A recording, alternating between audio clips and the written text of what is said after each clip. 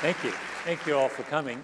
Adam, thank you for coming to New York. You know, we have done this many times. We have, and it's usually on my turf, not yours. This is what I was about to say. I was going to ask you what is different this time around, and that's exactly right. You have finally come to my house, and I was reflecting on this, and I was wondering, what kind of an idiot am I that I have agreed to go to your turf like 7 times in a row before demanding that we return the favor?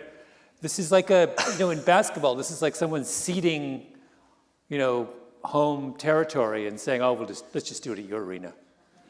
I had no idea how uncomfortable it was to not be in charge until right now. I will say, though, you once invited me to your actual house where we had dinner, and you cooked. That's true. Do you remember this? Yeah, I wouldn't say that was necessarily to your advantage if I was cooking. But well, it definitely wasn't, because I've never told you this, but do you remember what you cooked? No. I think it was tilapia. Really? Or it was something that swims, and I don't eat seafood. Oh. But I didn't want to hurt your feelings, so I ate it. So I feel like we're even. Adam, that's very touching. You took tilapia for me. That's. I did. I'm still paying for it. I wanted to start. We're going to be discussing your book, Hidden Potential. Here it is, and I want to start with this little observation. This is an observation, not a complaint, by the way. Okay, just to be clear, I'm not complaining. But I'm looking at the blurbs on the back, and I just want to not read the blurbs, but just talk about who has blurbed your book. Okay, so the first blurb is from Serena Williams, right? World's greatest tennis player. The second blurb is from Mark Cuban, the famous owner of the Dallas Mavericks, the guy who's on Shark Tank, etc. The third quote is from Malcolm Gladwell, me. The fourth quote is from Yo-Yo Ma, world's famous cellist. And the fourth quote is from U.S. Navy Admiral William McRaven. Okay, now, what's the theory behind the order? Why does Serena, did she say, I'll give you a blurb if you put me first? Like, who decided she goes first? Did Cuban say, I'm willing to go second to Serena, but not, if I'm behind Gladwell, you're not getting what happened? How did that work? You've already put more thought into that than I did. I don't know. Publishers here, you can ask them. It's not. I didn't choose the order. It's not alphabetical. Because. Wait, are you trying to argue for a higher placement than third? No. Is that what's happening here? No. I'm not sure. I'm not sure I belong third. I don't know why I'm ahead of. Why would I be ahead of Yo-Yo Ma? Yo-Yo Ma, in every way, is more culturally significant than I am. I will be dead and forgotten, and people will be listening to Yo-Yo Ma. Okay. William McRaven defends this country, and you have a blast. Like, where are your priorities, by the way? I think it sounds like it's alphabetical, except for Serena. I think, from what you just said. That's like. But hold on a second. It's not alphabetical. Like what? I don't want to. Sounds like it's alphabetical, except that it's not alphabetical. This is how you treat a guest in your home? Well, I mean, we have a history of me feeding you tilapia. So, all right. I do want to say, though, I don't want to throw Yo-Yo under the bus, but I have enjoyed many books you've written and also recommended, and I don't know as much about his taste in books. Oh, so there may be a credibility signal. Well, all right.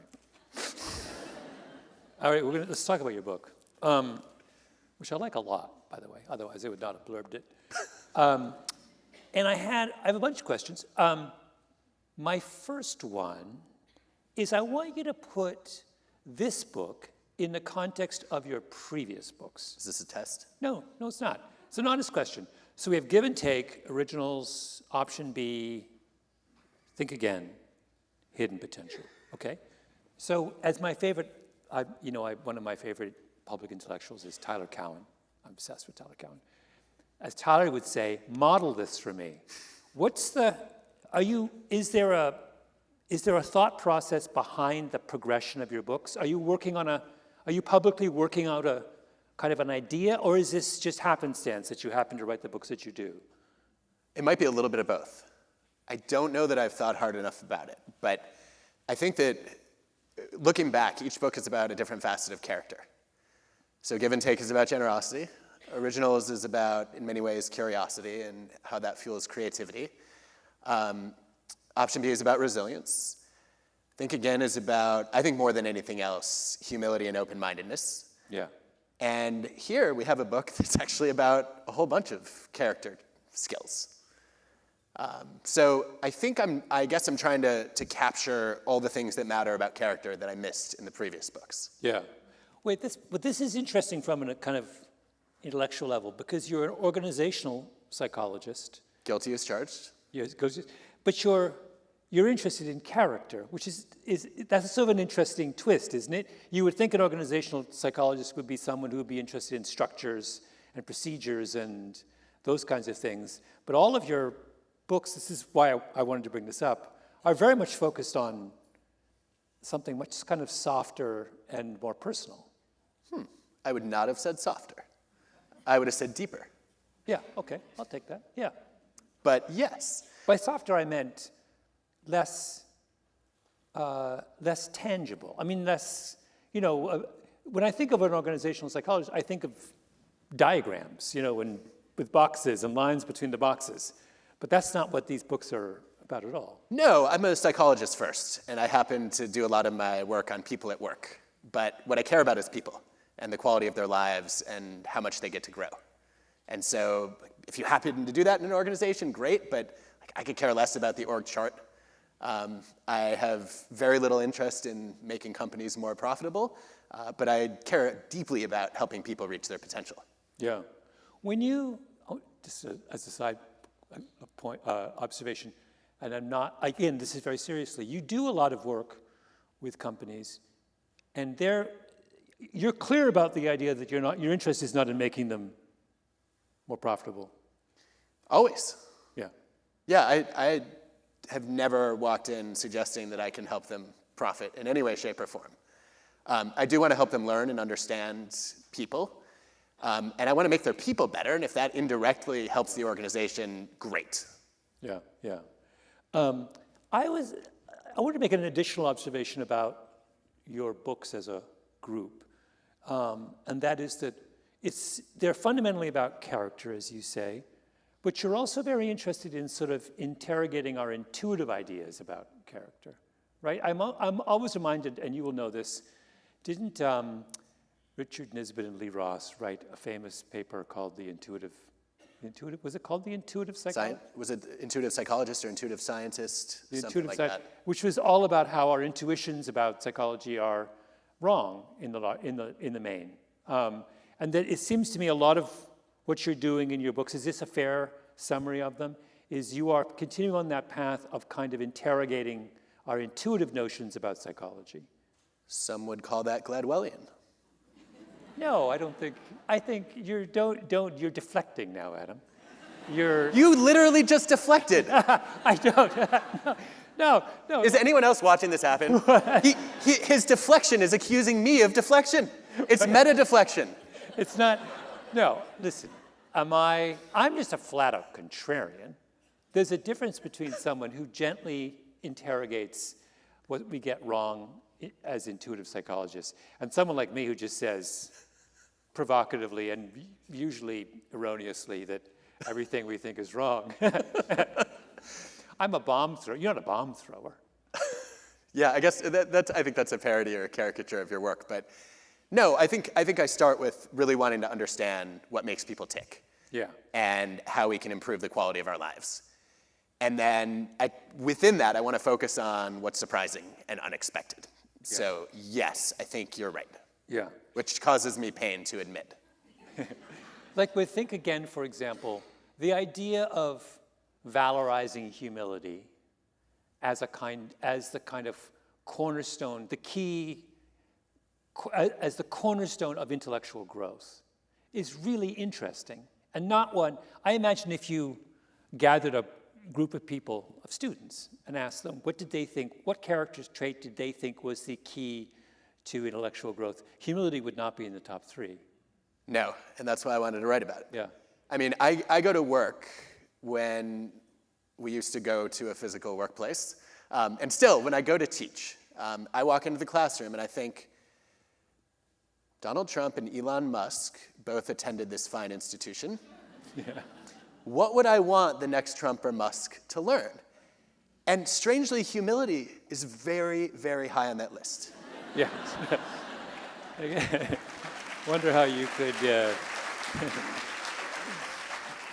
So let's talk a little bit about this one.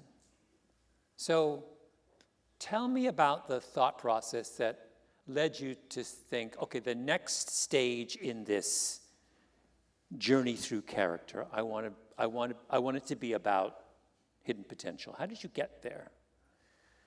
I always find it hard to figure out what was the thing that crystallized it. I don't know if you have this challenge too. I feel like in hindsight, there are all these moments that came together, and I don't know which one actually motivated me.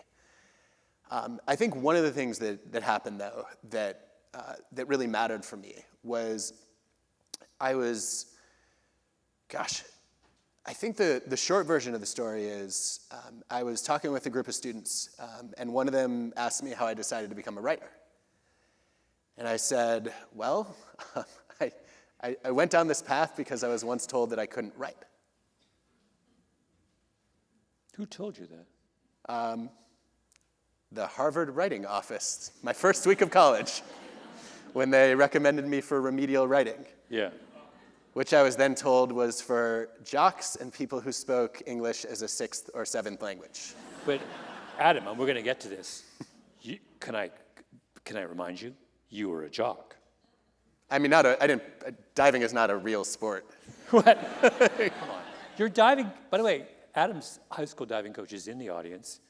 Why would you say that in front of your high school diving coach? I think he's the one who first told me, honestly.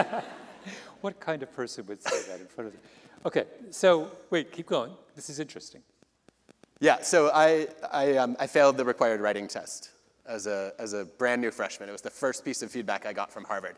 And if you think I had imposter syndrome before, like already worrying, like I'm the one mistake, I don't belong here, now I show up, I take the writing test, and they're like, nope, you must take an extra semester of writing, and you can't explain your thoughts coherently, and you don't know how to structure an argument.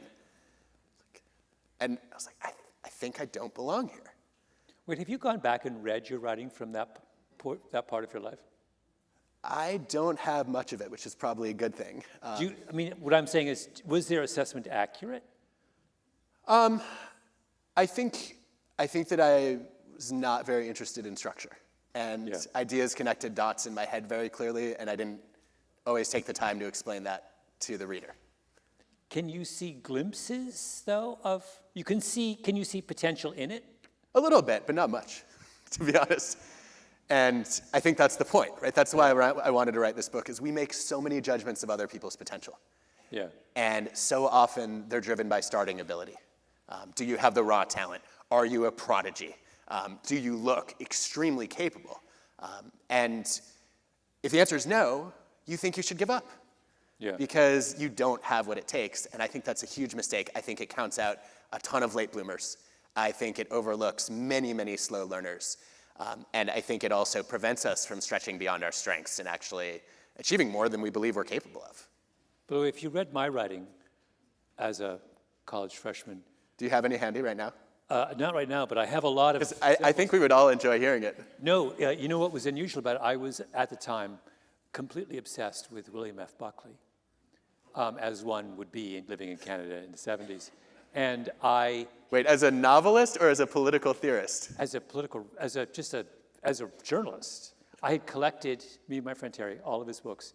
And so I was doing a William F. Buckley imitation. If you recall, he wrote in this Baroque manner where every sentence had like multiple clauses and clauses within clauses and subordinate and references to Greek, philosophy, whatever.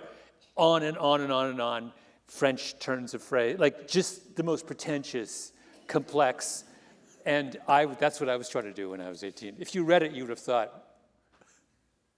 what on earth is this kid from rural Canada up to? So you also had hidden potential.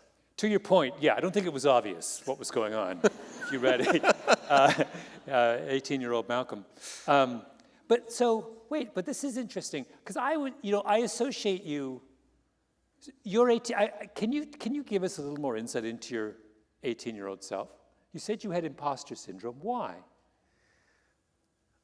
I think I didn't have any sense of what it took to be a Harvard student. I remember going to my interview, and the interviewer was the first Harvard graduate I ever met. And I thought that was a different intellectual league. I didn't know if I was smart enough. I didn't have any patents yet. I did not get a perfect SAT score. But you got in. Yeah, but I didn't know exactly why or how. And they're just evaluating me from a bunch of pieces of paper, right? Which is a pretty poor proxy for somebody's potential. Yeah. So I just didn't know. And I met a few students who were going to be classmates, and some of them were just intimidatingly genius. I actually had a classmate who, his parents placed a full-page ad about him in the Boston Globe before we arrived for college. Celebrating all of his amazing accomplishments. He had like a 9.8 GPA. He he was the captain of every team and club in his school. He was a National Merit Scholar. Oh, and he worried that his dad, who had to work late at night saving lives as a surgeon, might fall asleep on the freeway, and so invented a device to detect if his dad fell asleep and would wake him in the car, and got a patent for that. Yeah. So I was clearly an imposter by comparison. Forgive me, Adam, though. Those of us who didn't get into Harvard are always baffled by those who did get into Harvard and profess to have imposter syndrome. I mean, it's a little hard. Did you apply? Why would I? So you did not get in. You didn't try. Why would it wouldn't even occur to me to try? You were constantly attacking the Ivy League. You have this giant chip on your shoulder, like they rejected me, and you didn't even let them reject you. Adam, first of all, I'm living in rural Canada. I'm not even sure I knew what Harvard was. The Canadian dollar at that point was like 65 cents. Do you know what going to Harvard would have cost my poor father?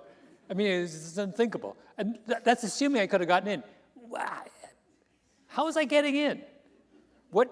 I'm not a, legacy. I don't fence. I forgot all the other things you need to do to get in. Okay, so I had a similar attitude, right? I grew up, not feeling like I knew anything about this world. And I was planning like all my friends to go to Michigan or Michigan State. Yeah. And then mid-September of senior year of high school, I wake up one morning having had a dream that I went to Harvard. This is like out of the blue. This whole conversation has suddenly veered off course. I know. It's just filling me with joy. But I'm just going to tell you, I think it was because Good Will Hunting had come out the previous year. And I was like, should I apply to Harvard? This is like an Old Testament story. Moses woke up in a terrible sweat. God had come to him in the night and said, No. Son, my son, your SATs are good enough. How long did imposter syndrome last when you were at Harvard? I think probably first half of first semester. And then I met a bunch of like regular nerds and realized like most of us are overachievers. Would you consider yourself a nerd at Harvard? Yeah, I was even a nerd for Harvard standards. Yeah. Like I wrote part of my undergrad thesis while my roommates were throwing a party. Oh wow. I actually can beat that. This is not a competition, Malcolm. You always want to, like you're trying to win the nerd contest? What are you doing here? You already said you collected books as an 18-year-old. We get it. No, Adam. First of all, I'm trying to make you feel better. And misery loves company. You're describing the kind of the emotional paucity of your teenage years, and I was trying to make you feel more comfortable about that. Thank you. That's so sweet. Are you going to feed me fish now? Yeah. I had, true story, so little money when I was at college.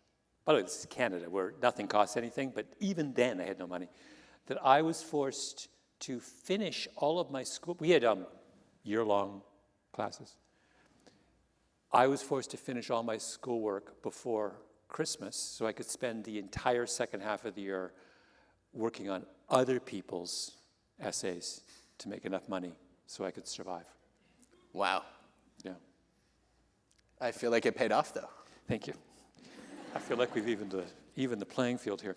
So, but Adam, so what I'm getting at with all these questions about your college years is to what extent this book strikes me, each one of your books is steadily a little more personal. I know you're loath to reveal too much about yourself, but I'm wondering. Is that true? I don't feel that way. No, it is. You're like, it's grudging. I feel like I pull it out of you. You do. You have to interrogate me. I have to interrogate you. That's fair, but that's not because I'm reluctant to share. It's because I don't think this should be about me. I'm interested in these ideas and the evidence. I know, but some of the best parts of this book are where you illustrate some of your points with personal stories. And I'm wondering whether, in some sense, this book is a more personal project than your previous. Yeah. It might be. I think I've gotten more comfortable realizing, I've gotten so much, reader feedback and also listener feedback from podcasts. We like hearing your personal stories. Don't always use the data as a crutch. I'm like, they're not a crutch. That's literally what I do. It's how I think. If you ask me a question about anything, I'll be like, well, what is the best randomized controlled trial on that? Yeah. So this is not me avoiding sharing. It's that I consider systematic evidence to be a better source of knowledge than my idiosyncratic lived experience. But I realize that a lot of people's brains don't work that way, and that a lot of people connect to the stories. And I think I've come around to the idea that, yes, if I'm sharing my story in service of explaining an idea or revealing a lesson, then that's not about me. That's actually me trying to offer a gift from my life to theirs. And I think I was more reluctant to do that in the past, and now I'm much more open to it. But I think to your point, this is also, it is more of a personal project in the Brian Little sense, because who's Brian Little? Brian Little is my Canadian undergraduate thesis advisor who put personal projects on the map in psychology. And I think this book is a personal project because I've realized over the course of writing it that all my achievements that I'm actually proud of were things that I started out bad at. Yeah. And I thought most of my life the opposite was true. I thought what I was supposed to be proud of were the things that came naturally to me. Yeah. And so this is a chance to try to, finish that reversal. So this is really interesting, and I want to dig into many parts of this. But I want to start with, we were talking earlier about the kind of hidden project in many of your books is interrogating our kind of lay notions about psychology that are incorrect. And I'm curious about this. So the lay notion this book is, to your point you just made, the lay notion this book is focused on is we have this kind of veneration of innate ability. But in fact, what the evidence suggests is that many of the most important accomplishments we have are not about what we start with, but what we acquire along the way. And what I want to know is, what I'm curious about is, why do we have, in this specific respect, a lay notion that's so clearly at odds with the facts? Why would we venerate innate ability if innate ability is not nearly as important as, what's the reason for that? It's such an interesting question. I wish you had asked me this before I finished the book, because I feel like I should have written about it. But let's try to finish that unwritten chapter now. I think, off the top of my head, I think there are a couple things going on. Number one, I think that admiring innate ability lets us off the hook a little bit. How many parents do you know that are living vicariously through their kids? I mean, your kids are 2 in less than a year, so. It's already started. You were already bragging about preternatural calm backstage, which I loved. I'm going to share a couple photos with you guys. Go on. All right, so I think that a lot of people, whether it's wanting their kids to be highly intelligent or accomplished in their careers, or great athletes or incredible musicians, whatever dreams people have unrealized, they often impose on their kids. Mm-hmm. And I think saying I didn't have the natural ability is a convenient way to say, you know what? Like, maybe I didn't waste my potential. I didn't squander an opportunity, which is a lot of cognitive dissonance to live with. To say maybe I could have been great and I didn't have the right approach to learning or the right level of discipline or the right coach. Mm-hmm. That's unsettling to think about. And so I think just, kind of blaming, right, a lack of progress on raw talent, it lets us off the hook a little bit, would be one thought. I think the second thought is that when we see natural talent, we're just blown away by it. If you've ever watched a 4-year-old play Mozart, it's mind-boggling. And you realize that is a human that's cut from a different cloth than me. And so it's hard to ever see yourself in that person. I remember, actually, I'll give you a personal example on this since you invited me to talk more about myself. Sure. So this is about to become the Adam Grant show. Are you ready? Yes. All right. I remember when I'm an introvert. I'm shy. I was extremely afraid of public speaking. And when I decided I wanted to do it, I said, okay, I have to go and learn from great speakers. So the first thing I did was I watched videos of MLK's I Have a Dream speech. It was completely demoralizing. I mean, I watched this, I'm like, I will never, no matter how hard I work at this, I will never get that good. And then I see he was 34 years old when he gave that speech. And I'm working at this, and I'm already in my mid-20s. I'm like, I might as well quit now. And I think that, it feels unfathomable, right? When you see that the innate ability differences between you and someone else could be that great, it just seems impossible for you. And so you assume then that that is what is required. But what you're doing with MLK is you're assuming that what you're observing is an innate, in fact, he grows up in an oral culture, grows up watching his father and others preach sermons. I mean, he's surrounded in a world that is speaking in that vein. It's like he's actually not the right person to look at and see evidence of. That's exactly right, but we don't know it. You watch someone as good as Martin Luther King Jr., and you think that's got to be a God-given gift. Yeah. There's no way he was ever bad at speaking, right? He's too good. It's impossible. What we don't see is the history you're describing. We admire people at their peak. We don't get to see the distance they've traveled. We don't see the fact that he started entering public speaking competitions when he was 15 years old, that he had 20 years of deliberate practice under his belt, that the year he gave the dream speech alone, he gave over 350 speeches, which is probably as many speeches as you've given in your career, I would imagine.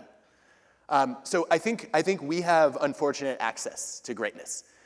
We see people at their peak, and we assume that they started far ahead of us. But is this a universal affliction or an American affliction? Because I bring that up because one of my favorite chapters in this book is you have a chapter on talking about the educational system in Finland and how much it differs from the American system and in its sort of assumptions about learning. And it doesn't sound like the Finns, at least as is expressed in their educational system, hold to a notion of innate ability and so what are we dealing with here? Is there something uniquely American about this idea? There may be, to some extent. I think when I think about what we do culturally in the US that's different from other parts of the world, there is a tendency to make the fundamental attribution error more in the US. You should define that. The tendency to attribute people's actions and station to their innate characteristics as opposed to their situation and affordances and opportunity and circumstances. An idea that you thoroughly decimated in Outliers, I will point out. But we still do it a lot in the US, right? We're an individualistic society. What we like to do is we like to say, okay, you are where you are because of the things that are inside of you. And I think you're right. I think in Finland, I think in Estonia, we could probably make a whole list of other countries. There's a stronger sense that every child has hidden potential. And it's the job of parents and teachers and coaches to realize it in two senses of the word. One, to recognize it, and then two, to develop it. And I think if you move to Southeast Asia, for example, you would say, well, people are much more a product of their group. And so we would recognize that anyone in the right setting could potentially grow to achieve greater things. Mm-hmm.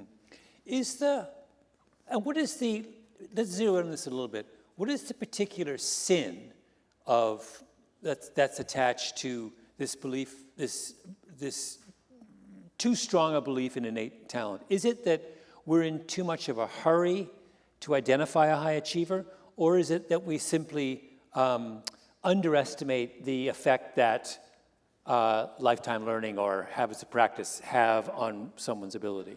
I think both. Both. Can I say both? Yeah. Okay, both. Do you want me to elaborate? A little. I mean, I'm still puzzled by this. Not really. No, because it seems to me fundamentally paradoxical, and no one's properly explained to me why it would be the case that a culture like the United States, which is the highest achieving, you could argue it's the highest achieving culture in the world on a number of metrics, should have a notion about achievement that is fundamentally wrong. It just doesn't make any sense. In fact, if you said to me that America was the one place where people recognize that hard work, that everyone has a lot of potential, and that it's revealed in hard work practiced over your life, and that trying to judge someone on the basis of their performance at 12 is a fool's errand. If someone said that is a distinctly American view, I would have said that makes sense. It doesn't make any sense at all that we should have it backwards of all cultures. Yeah, I mean, honestly, it doesn't make a lot of sense to me either, which is probably why I didn't try to explain it in the book as I think about it. It is really puzzling, though, as we talk about it. I think part of the problem is our country feels too big to invest in everybody. And so what we often do is we say, okay, well, we're going to create gifted and talented programs. And we're going to build a winner-take-all system so that the kids with the true promise are going to get to rise to the top. And that allows us to believe in the notion of meritocracy. It allows us to feel like we've earned all the success that we've achieved as opposed to partially lucking into it. And I think that serves a function, right? It allows us, actually, system justification theory. Jost and Banaji and Nozick and others would say that most of us are highly motivated to justify the fairness of the system we're in. And sometimes even the people at the bottom of a system, it's harder to admit that the system you're in is broken than it is to do the reverse and say, all right, you know what? I guess where people get stuck, if you look at the data, is people at the very bottom of a system who are being disadvantaged by it. They have an easier time accepting the possibility that I'm not that great than saying the whole world is set up to stack the deck against me. And that's why, empirically, sometimes the people who are most disadvantaged by a system are the least likely to question and challenge what's broken about it. Yeah. And so I think there is a function there, right? It allows us to think that America, like when we talk about the American dream, and we say that anybody can live the American dream, this is the land of opportunity, we are justifying our system. And I think that serves a soothing function for a lot of people. Yeah. There's some additional... Can I add one data point? Yeah. Mike Norton and his colleagues showed that if you look at, if you ask Americans just to plot what the wealth distribution looks like in our country, they think we live in Sweden. So yeah. Anyway, go on. Tangent. I want to talk a little bit about, which is allied to this. Another one of my favorite chapters in this book is about perfectionism. And it's sort of your critique of where perfectionism leads us, what it costs us. And you start with a really interesting discussion of your time as a diver in high school and how you were a perfectionist. Can you talk a little bit about how your perfectionism manifested itself and how you came to believe it was self-defeating? Yeah, I actually, first, I didn't know I was a perfectionist when I started diving. And then at some point, it crystallized, and I thought it was a big advantage, because in diving, I mean, you've all heard Olympic announcers say perfect 10s. And I thought, okay, in a sport that's judged on perfection, aiming for perfection has got to be the way. And it was such a liability for me, more than an asset. there are a whole bunch of things that I did that were counterproductive. One was I just wasted a lot of time trying to perfect easy dives as opposed to learning harder ones, which limited my degree of difficulty. I actually got an award one year from my teammates. It was the If Only Award. And there was a little drawing of me on a paper plate with a cartoon that said, if only I had pointed my left pinky toe on that dive, I would have gotten an 8.5 instead of an 8. And like that's not what mattered. Like I should have been stretching so I could actually touch my toes without bending my knees. That would have made me a better diver.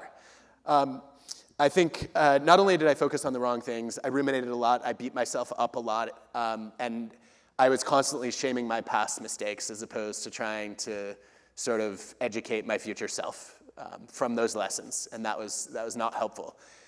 Probably the worst thing that I did, though, was the balking, where, diving, when you're going to take off forward, you walk down the board and then jump to the end. Well, if my takeoff, if my approach wasn't perfect, I would just stop and start over, and stop and start over.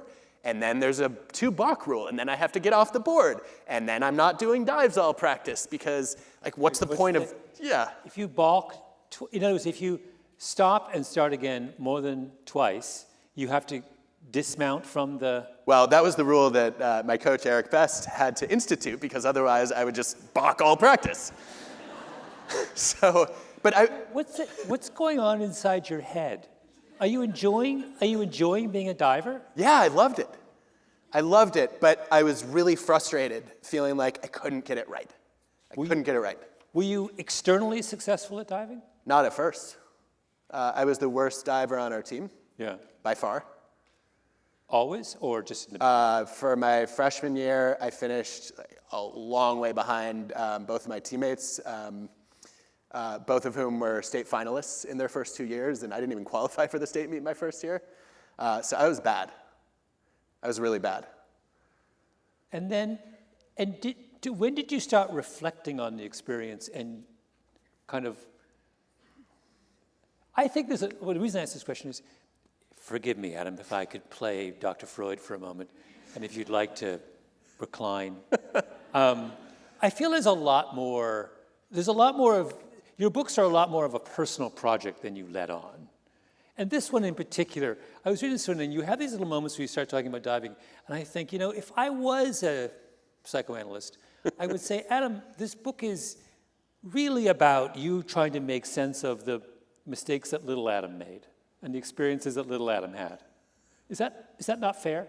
I mean, I wouldn't frame that in Freudian terms, because I think he set psychology back a century. Of course you would say that. But it's like... I mean, his approach was so unscientific. And if you disagree with him, well, you're in denial. Like, how is that helpful to anyone? Exhibit A. Who's in denial here? I will say there are some good meta-analyses of randomized controlled trials of psychodynamic therapy that show that it can have efficacy for some people in some situations, but I'm still extremely skeptical. Anyway, Adam, I will not be paging Dr. Freud. Where you are. You're at the 92nd Street Y in a place called Manhattan, and you're dissing psychoanalysis. What? I don't know, Malcolm. You want people to buy your book afterwards, and this is what you're telling them? First of all, I think most people here have already bought the book, but more importantly, like I think a good therapist tries to work themselves out of a job instead of keeping you on their couch for 25 years. And I also think there's a point at which you stop blaming your behavior on the sins of your parents and start taking responsibility for your adult choices. I brought this up because I was wondering whether you were doing a version of the same thing, which was at the age of, how old are you now? Now, 42. At the age of 42, still working out the problems you had as a swimmer, as a diver in high school. Oh, don't ever call a diver a swimmer. Yeah, no. That's like me calling you a jogger as a runner. That's right. But anyway, no. So I think there's an interesting question here, which is, I don't know what to do with this exactly, but I think there's a difference between trying to work out the problems of little Adam, which is how Malcolm Freud would approach this discussion, and trying to figure out if there are lessons from my biggest struggles and also my greatest moments of growth that could become teachable moments for me and others. Yeah. Like I'm not like obsessed with, oh no, like I had the wrong mentality as a diver, and it directly contradicts the Thomas Curran meta-analysis of perfectionism, and if I could only go back and tell my younger self about this research, everything would be different. Right, what I'm trying to do is I'm trying to reflect on the fact that I really was my own worst enemy for a good part of my diving career. But then I ended up ascending to a much greater height than I ever thought possible. Thank you, Eric, because no one else would have seen any potential in me whatsoever. And I can quote several coaches who did not. I think that like there's something to be learned about that. Like I should not have made the state finals. Yeah. I should not have gotten where I got as a diver. I shouldn't have been what was I doing in the Junior Olympic Nationals as somebody who literally was called Frankenstein because I didn't bend my knees when I walked? Like something about this does not add up. And so I think that juxtaposing those kinds of moments with what does the social science tell us is really powerful. But if you had, I guess what I'm trying to say is the work that you've done, the extraordinary work that you've done as an adult is in some way, we're all beneficiaries of some of these struggles you had as a, right? If you had been this kind of non-nerdy golden boy who was a kind of diving prodigy and to whom things came easily, we don't get this book. Definitely not. Yeah. But you want this book, you're saying. So I have to suffer so you can read this book? No, yes. Good. Actually. It was worth it. No, but I mean, but this is, to go back to our earlier point, this is another kind of crucial flaw in the kind of obsession with innate ability and the way in which we celebrate, we happen to celebrate those who achieve things early and without apparent effort.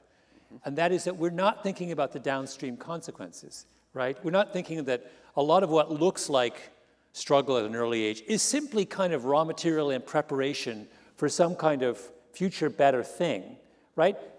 Struggling as a diver as a freshman is, in the grand scheme of things, a pretty small thing. But it's a little kernel that becomes something really interesting when you're 40 and you're interested in writing about hidden potential, right? It starts to matter then. I think you're onto something important here. And I think I read a book once that called it Desirable Difficulty by you. Yes. I think that, yeah, this is actually something that Maurice Ashley stressed to me that I hadn't appreciated. So Maurice from the book is a chess grandmaster and I think an extraordinary coach who recognizes and brings out the hidden potential in kids that nobody else thought had a chance. And one of the things Maurice said is he has watched in chess over and over again. The biggest prodigies young are the ones who have the biggest struggles when they're older because it came too easily to them at first. And they're used to kind of having this natural success. And all of a sudden, they lose the game and they can't take it. Mm. And they haven't, I think the fundamental problem there, if you look at the research, is they have not built the character skills that are necessary to face obstacles. They don't know how to embrace discomfort. They don't know how to accept the right imperfections and say, these mistakes are actually part of my growth. And they don't know how to become sponges and study their games and ask, okay, what are the relevant lessons from these games? And then whose input should I listen to and who should I filter out? And so I think that sometimes early success does a major disservice to our future selves. Mm-hmm. I'm reminded, a couple weeks ago, I was sitting in a coffee shop in Orlando, Florida, long story. And I emailed, you emailed me about this. I emailed Adam. There's two surgeons sitting next to me. Of course, I was eavesdropping. And one of them had a daughter who was at Cornell Medical School. And he was boasting about how she loved Cornell. Cornell's amazing. She got into Cornell, isn't that fantastic? Blah, blah, blah. And I emailed Adam and I was like, how does this guy get it completely backwards? Why doesn't he boast about his daughter that, my daughter's having an amazing time in medical school. Isn't it amazing that she's the kind of person who can go into an institution and find what's meaningful to her and flourish? And, he was focused on Cornell and he wasn't interested in the character traits his own daughter had that allowed her to flourish and be happy and find meaningful. And I was just like, there's something about parents, what you're describing is, why are parents so bad at kind of decoding the psychology of their own children? It just strikes me as like, Well, why are we making these mistakes? If in fact being a prodigy is a bad predictor of adult success and ill prepares you for the kind of complicated work you need to do later, then why on earth are we so in love with prodigies? Like, I'm just baffled by this. well, I think what we have here, and I don't want to cast aspersions on the particular surgeon that you're eavesdropping on, but I think we have someone who's not thinking enough about his own child and instead thinking about his own ego, would be my guess. I mean, there's probably a lot to be unpacked there, but I mean, when psychologists study this, they talk about parental over-involvement and over-identification. And the notion that as a parent, like we were touching on this earlier, you start to define your own success by your children's accomplishments. And I just want to sit parents down. I see this all the time with our students at Penn. I want to sit these parents down and say, like, what your children achieve is not a reflection of your greatness as a parent. Like, you should be much more concerned with who your kids become and how they treat other people. Being a great parent is not about how much prestige your kids attain in their school choices or in their jobs. It's not about career success, it's about character. Yeah. And I think you might have found someone who had not yet internalized that message. You say, on this subject of perfectionism, I want you to talk a little bit more about what, in general, what precisely is damaging about having a perfectionistic attitude, and what do you feel we should have instead? Okay, so if you look at the current work, which I think is the most comprehensive and rigorous to date, what we see goes wrong with perfectionists is, one, they lose the forest and the trees. So they tend to focus on small details and overlook the big picture. Two, they do a lot of the rumination and sort of self-shaming as opposed to self-compassion that's necessary for learning from your mistakes. And three, they actually tend not to stretch themselves much. They want to focus on the things they know they can master, as opposed to venturing into uncharted territory. And by avoiding failure, they actually avoid risk-taking and they avoid learning and challenging themselves. And that means they end up with a static or even ever-narrowing comfort zone, as opposed to an expanding domain of expertise. You make the comment in the book that you think perfectionism of the sort you've just defined is on the rise. Why would it be on the rise? So empirically, perfectionism has risen in the US, in the UK, and the great nation of Canada. Shout out to all the Canadians in the room. Honorary Canadian here. We were talking about this a few minutes earlier. I grew up driving south to Canada, which I'm very proud of. Windsor Tunnel, for those who are puzzled. Anyway, so I think if you look at why it's increasing, what everybody does is they say social media. Like, it's got to be social media. Everybody has a perfect image of themselves on Instagram, and that's leading our kids to have unrealistic expectations. That may be part of the story, but guess what? Perfectionism started rising a generation before social media existed. It started rising when Mark Zuckerberg was in diapers. So there's got to be something else going on, and my read of the evidence is there are two things that seem to be contributing to it, and both of them are parental behaviors. One of them is rising parental expectations for kids, holding children to increasingly impossible standards. And two is increasingly harsh criticism of kids who don't meet those standards. So why would, okay, let's take one step further. Why would parents, I mean, it seems like an obvious question, but I don't know that I know a kind of good answer. Why would parents' expectations have risen? So we're talking about the 90s, 80s, 90s. What's driving parental expectations in that era? So we don't know. I think probably the consensus hunch right now is that the world has gotten more competitive. So, however hard it was to get into college in the 80s, it got a little bit harder in the 90s, and it got increasingly difficult over time. And so in a world that feels more and more zero-sum, I think we've probably seen a lot of talk about how the current generation of kids is the first in America that might not sort of outdo their parents or have a better standard of living than their parents. And so when you see that world, when you see a world of scarcity, you think, I've got to do whatever it takes to help my kids succeed, forgetting that the very things you're doing to try to help your kids succeed are just turning them into achievement robots who one day realize, like, this is no way to live a life and burn out. Mm-hmm. Mm-hmm.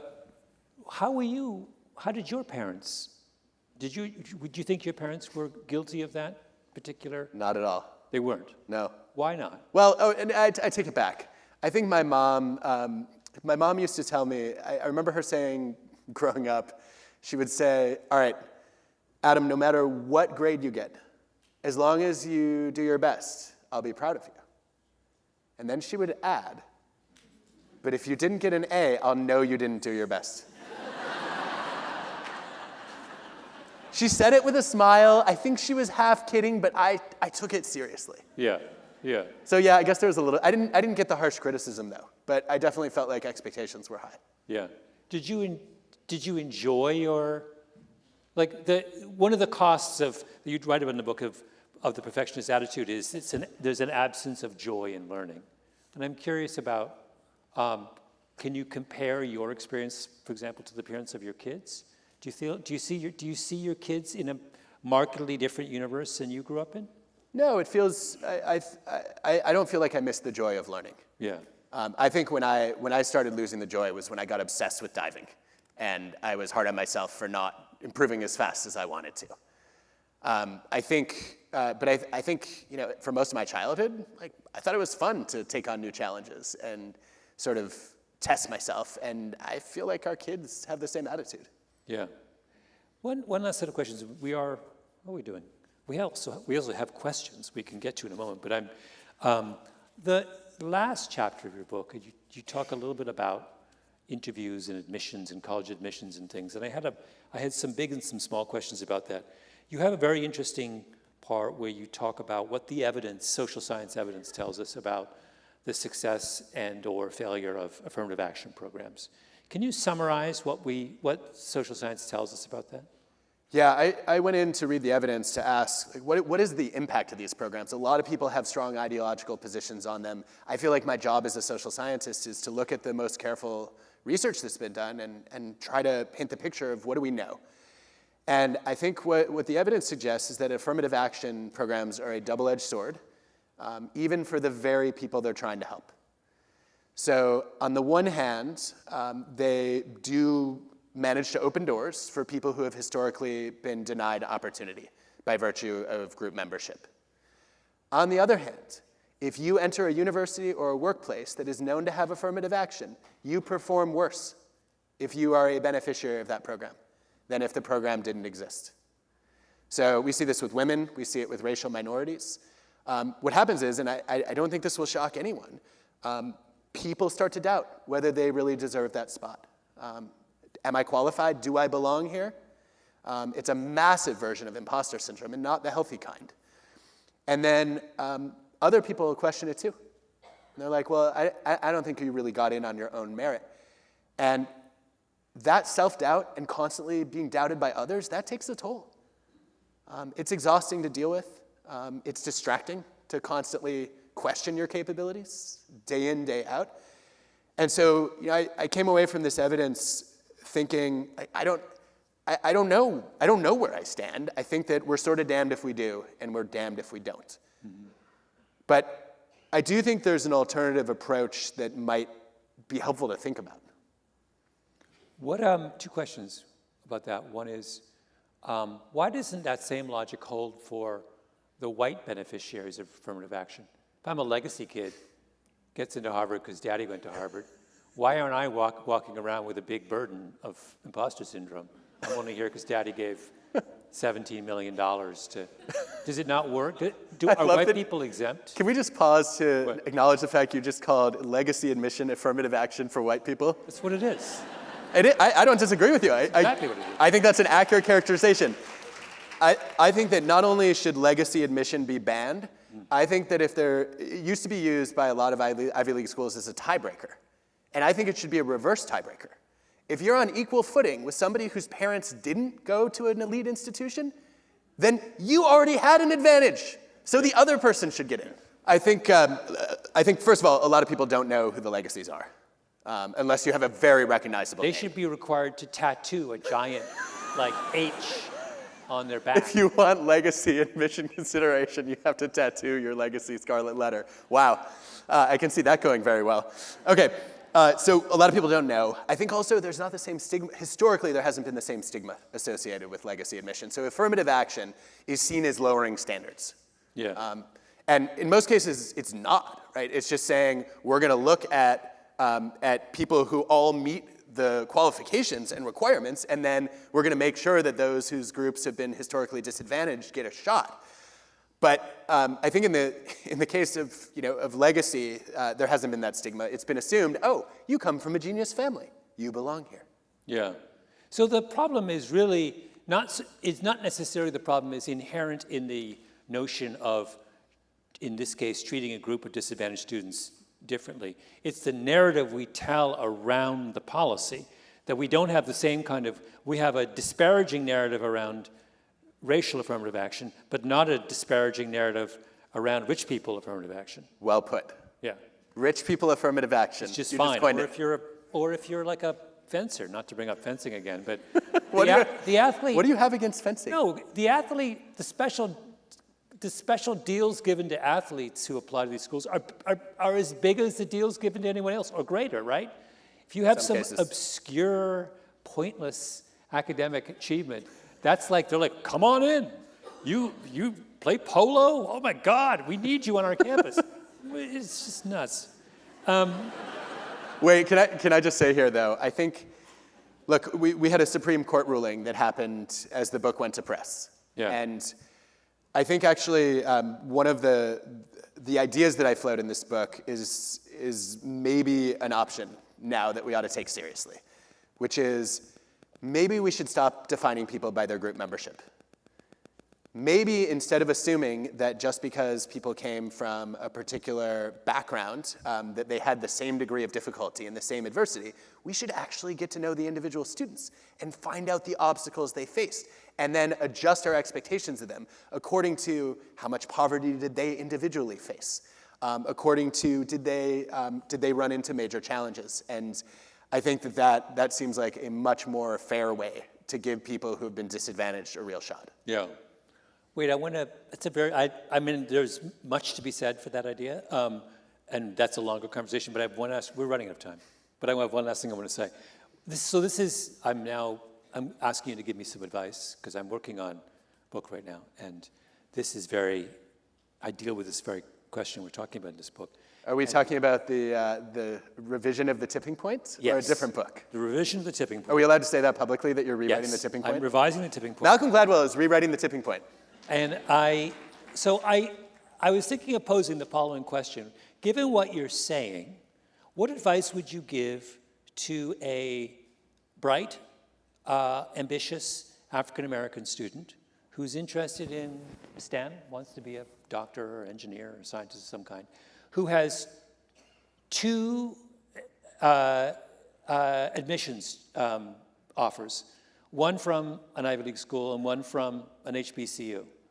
So one where he goes, or she goes with the stigma of affirmative action, and one where she goes without the stigma. What would you tell that student? That's a fascinating question. I'm not sure I'm qualified to advise on it, is my first reaction. My second is... You wrote a book called Hidden Potential.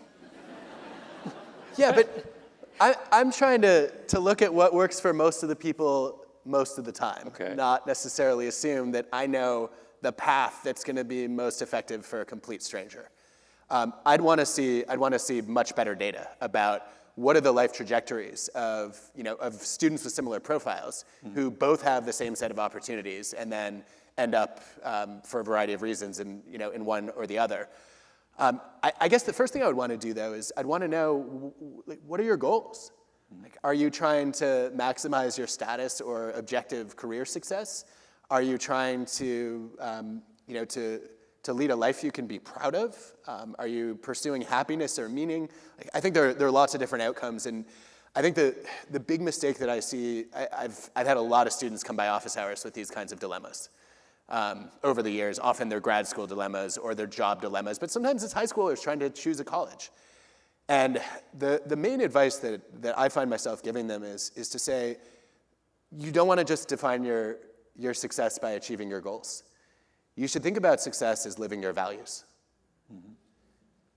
If you have a career target that you hit, but it requires you to compromise your principles, that's not success, that's failure. And it's the worst kind of failure because you've abandoned what matters most to you. So why don't we talk about what your values are? Is one of your core principles to break to break glass ceilings? Do you want to prove to people that other people can follow in your footsteps? Karen Knowlton is here.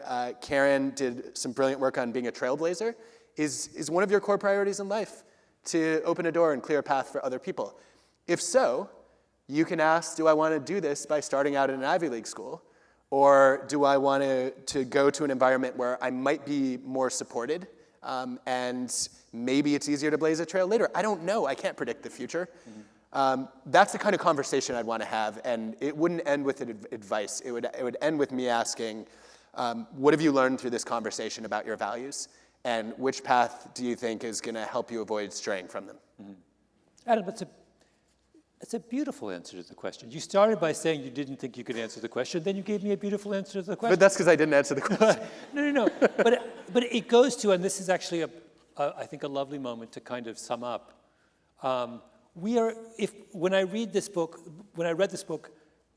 the first and overwhelming thought I had was, we really are asking the wrong questions about something like potential. We're just like, our premises are all wrong.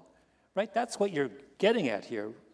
Right, in one chapter after another, you're just saying, wait a minute, we're starting with this perspective, and it's just like, why? What do we, it's that kind of need to go back to fundamentals and re-ask some really basic questions is what is really wonderful about this book. It's wonderful of you to say. That was definitely my goal when I sat down to write it. Yeah, we're running very short on time. I want to answer a couple of questions before we go, but you did want to say something before we get to that. I did.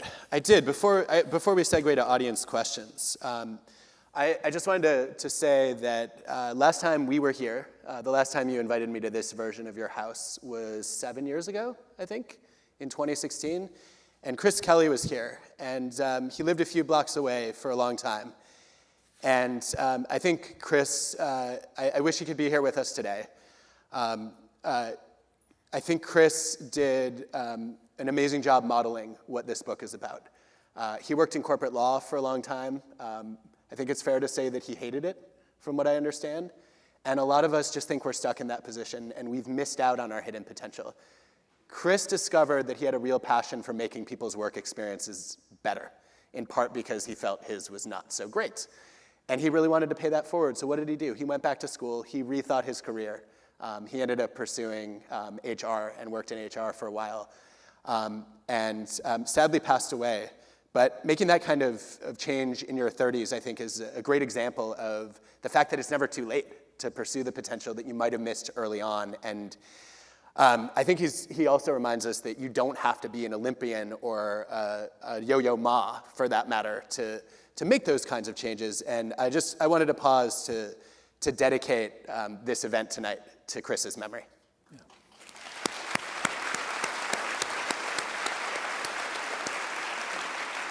That was very... Can I say one other thing on that? Mm-hmm. Chris was a Buffalo Bills fan. Oh my God. You are also a Buffalo Bills fan, and in honor of Chris, as a long-suffering Detroit Lions fan, yeah, who was not suffering until yesterday this season, yeah. I wanted to ask you, what do you think is worse? Getting to 4 Super Bowls and losing them all, or never having a chance in hell at making a Super Bowl in the first place? Which one of us do you think feels more pain? Well, I think that it's worse. It's the better to have loved and lost than never to have loved at all. That's really what you're asking here, right? You've never loved at all. I've loved. I've just had my heart broken over and over again. I think it's worse because we got a glimpse, and then God stepped in and cruelly ripped it away, pushed the ball right. And the pain that I suffered, have suffered over my 60 years of affiliation with this franchise, dwarfs whatever you went through. You're 42. Okay, so I think you're completely wrong about this. I got 20 years on you. You were. I was suffering before you were born. I was living through, the Joe Cribbs era when we were really good and then the door got slammed in our face. I don't even. Yeah. If you saw my group, I was going to bring my phone and just read group texts from my Bills fans from last Sunday when we suffered a kind of a humiliation so great that you have to be a Bills fan to consider it ordinary, right? Because it's happened so often. But Malcolm, you are so wrong. But you wouldn't even, if what happened to me on Sunday happened to you, you wouldn't be here. You'd be curled up in a small ball in the closet of your upstairs bedroom. You are so wrong about this. So look, you're obviously subscribing to the sort of close call counterfactual theory of misery, which is just like it hurts. You all know, I think Danny Kahneman's written about this. Eldar Shafir has studied it. If you miss a flight by 5 minutes, it's devastating. If you miss it by an hour, nobody cares. Like, you were so close, and you say that hurts so much. Here is my argument back to you. Yeah. You have had hope in your life as a football fan. Yeah. You got to watch Jim Kelly and Thurman Thomas go to 4 Super Bowls. And all 4 of those seasons, you were on cloud 9 for, like a third of a year. Meanwhile, I went to 1 playoff game where I had to watch Brett Favre run left and throw a ridiculous pass right to Sterling Sharp, ruin the Lions' next 30 years. Barry Sanders retires as the greatest running back in history, 30 years old. I've never even gotten a taste of joy. Yeah. So my life is much worse as a football fan. I rest my case. Okay, I do want to say, though. We're going to end on a simple vote. Let's have the audience vote on this. Okay, go ahead. Okay, we're going to measure this by the sound of your clapping. Okay, wait, before you clap, I just want to be clear about what we're calculating. We're calculating Malcolm's 1 night of anguish, 4 Super Bowls, Adam, and his whole season of joy for years against my almost 40 years ongoing suffering. You're leading the witness. Of course I am. The question's very I just want to be clear about the math we're doing. Who's suffered more? Me, poor little Malcolm, or the celebrated New York Times-bestselling author, Adam Grant? All right, those who think Adam Grant has suffered more. All right. Those who think that I have suffered more. I think the evidence is clear, Adam. I actually could not tell who was louder. Did you think you won? Because that's confirmation bias. Of course. But anyway, of course I think. I have one other thought, which is if the Lions can recover from yesterday, I believe that we have a moral obligation in the Super Bowl, if we make it, to suit up Barry Sanders for 1 running play. Oh, that's a very sweet thought. Do you support this decision? A lot of ifs in there, but yeah, I do support that. He's in his mid-50s. He can handle one ankle-breaking run. Go on. Adam, I think we've gone way over time. But this has been wonderful. Thank you so much for coming all the way to Upper West Side. The audience has clearly forgiven you for dissing psychoanalysis, even though, as I stated, at least half of them are in psychoanalysis. And look where it's gotten you. And please go and buy Adam's book. It's out. He'll be out in this lobby signing. And thank you all for coming. Wait, hold on. You can't end there. You can't end there. Before we wrap, I just want to say really quickly. First of all, I want to do a special thanks to Richard Pine, to Marissa Shandell, to Karen Knowlton, to Eric Best, and a whole bunch of other people who this book would not exist without. And secondly, Malcolm, I really want to say thanks to you because you were the first person who, when Give and Take came out, you were literally the first person who said something nice about it. And I think you saw hidden potential in me that I didn't see in myself, and you have bent over backward to support me as a writer, to teach me how to become a better writer, to recommend my work to other people. And I just feel really lucky to count you as a friend and frequent sparring partner. So thank you. Oh, thank you. Thank you all.